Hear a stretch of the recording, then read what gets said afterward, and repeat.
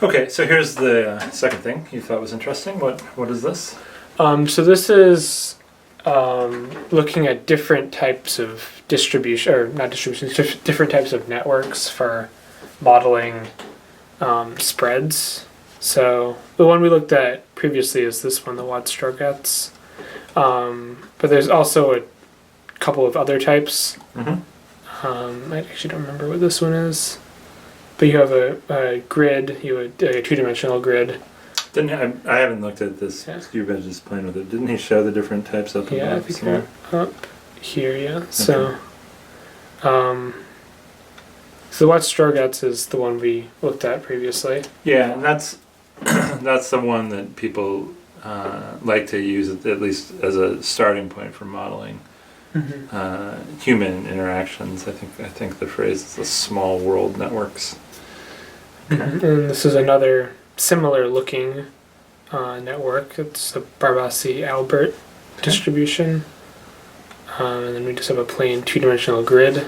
Yeah, where everybody sort of interacts with around like 4 people. You have this triangulation one, which is another 2D one. It's a bit different from the previous ones. All right. We have a 3-dimensional grid. Okay. And then we have a truly random... Just a random... distribution. Okay. Yeah.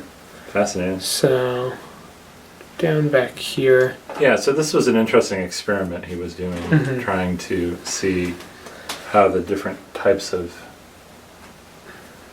simple networks you could have, how a pandemic spread through them, and what did he find? So for the peak infected, you can see a lot of variation in what each distribution shows you.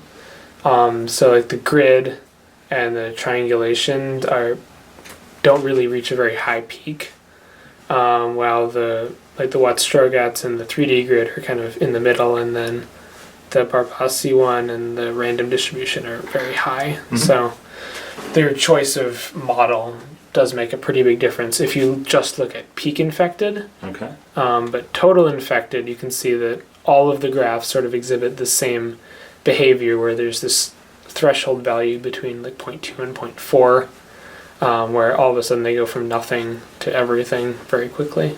Yeah, that's wild. Right. So you have... So you might think that we've got to really be super careful about how we look at what all the distributions are in a network, and this is showing not quite that it doesn't matter at all, but it's surprising how little it matters. Yeah. That below this, for his model, below this 0.2 interactions per step threshold, virus basically doesn't spread no matter what the network is, and above, is that 0.4 there? Yeah. So there's this range in the middle here where once you cross over this threshold, it just spreads to everybody. Amazing. Amazing. Okay, so anything else about this that caught your eye? No, that's it. Okay. All right, great. Let's go to the last thing then.